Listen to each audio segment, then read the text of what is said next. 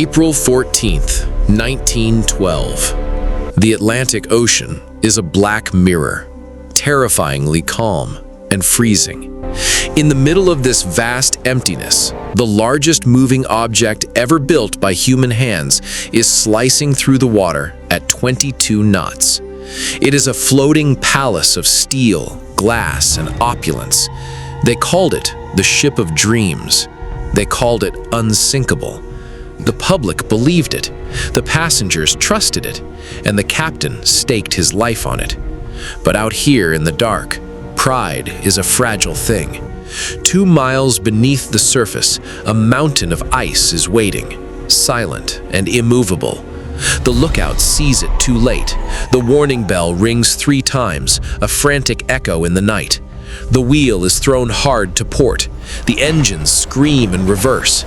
For 30 agonizing seconds, it looks like they might just make it. But then comes the sound. Not a violent explosion, not a terrifying crash, just a faint, scraping shudder that vibrates through the keel. A sound so quiet most passengers don't even look up from their card games. But in the belly of the ship, water is already rushing into the darkness. The trap has been sprung. Everyone knows how the story ends.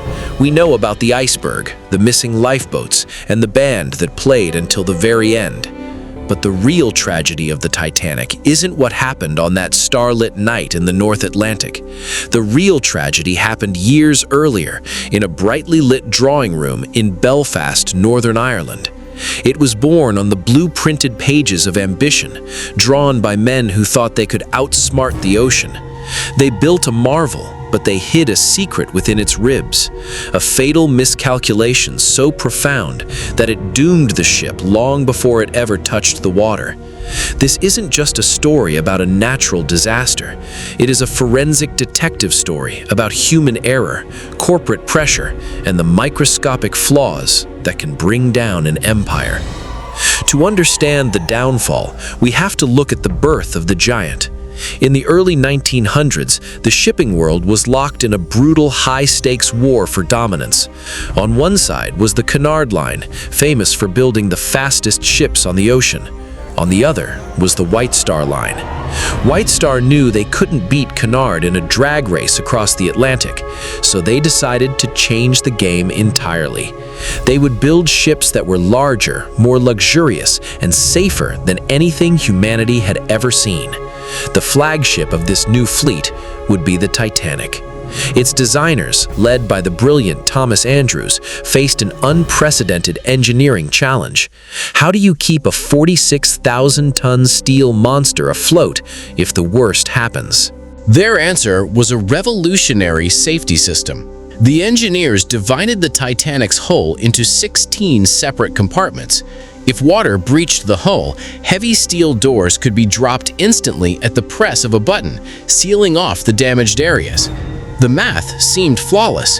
The ship could survive 4 of these compartments flooding completely and still stay afloat. No one could imagine a disaster worse than that. It was an engineering masterpiece, a triumph of human ingenuity. The world looked at these 16 watertight bulkheads and declared the ship invincible. But the word watertight was a dangerous illusion. Let's look closer at those walls.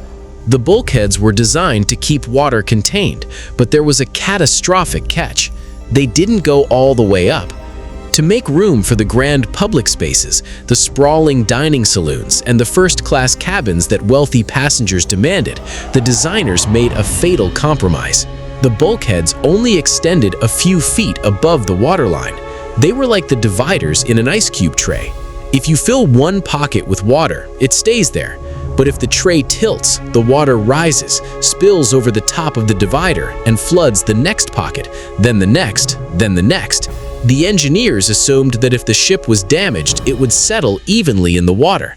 They never anticipated that the weight of the incoming water would pull the bow down, tilting the entire tray. The iceberg didn't tear a massive, gaping wound into the Titanic. Modern sonar scans of the wreck revealed that the damage was actually remarkably small, a series of thin gashes and separated steel plates totaling just 12 square feet. but those gashes spanned across 5 consecutive compartments, one more than the ship was designed to survive. As the bow filled with thousands of tons of freezing ocean water, the ship began to nose down, and then the ice cube tray effect began. Water filled the first compartment, rose to the top of the bulkhead, and spilled over the second, then the third, then the fourth. The very safety features meant to save the Titanic were now working systematically to sink it, pulling the stern higher and higher into the air. Thomas Andrews, standing in the captain's cabin looking at the blueprints, delivered the chilling verdict. The ship had an hour and a half, maybe 2. It was a mathematical certainty. But the fatal design of the Titanic wasn't just limited to its internal walls. The betrayal went down to the very fabric of the ship itself, the rivets. To hold the massive steel plates of the hull together, workers had to hammer 3 million steel and iron rivets into place. Near the bow and the stern, where the hull curved sharply, machines couldn't fit. These critical areas had to be riveted by hand, using iron instead of steel. When scientists recovered these rivets from the ocean floor decades later, they discovered a shocking truth. The iron used was laced with high concentrations of slag, a glassy byproduct of the smelting process. This made the rivets incredibly brittle. When the Titanic scraped against the iceberg, the immense pressure didn't just bend the steel plates. It caused the heads of the rivets to snap off like glass buttons. The seams popped open, creating a pathway for the sea. As the clock ticked past 2 in the morning, the illusion of human supremacy vanished completely. The majesty of the Titanic was replaced by the raw, terrifying physics of the ocean. The stern was lifted so high out of the water that the massive bronze propellers were fully exposed, hanging uselessly in the freezing night air. The stress on the ship's midsection was unimaginable. The Titanic was never designed to hold its own weight out of water. In the dark, the steel began to groan, a deafening shriek of tearing metal that echoed across the quiet ocean. Then the lights flickered and died.